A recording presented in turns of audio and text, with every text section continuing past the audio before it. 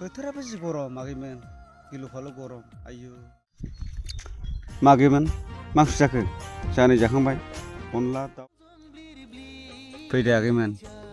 बाजै गावदावनाव गारदावसैलाय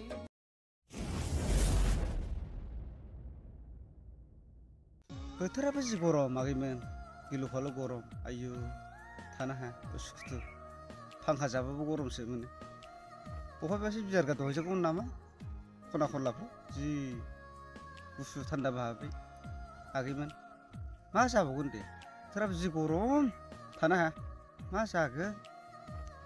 दुगैबाबो गोजोना नोंसोरखौबो नुनो मोना बा थाङो बा फैयो लोगोखौनो मोना ना दावरायफोरजोंसो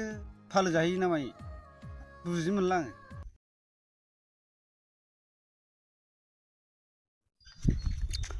मागैमोन मा ओंख्रि जाखो? जानाय जाखांबाय अनला दाउ मेवाइ फुरा सोलास्लिमबाय फुरा जाखावबाय ब्रां ब्रां नों माजों हरखो आगै माजों मन'खो?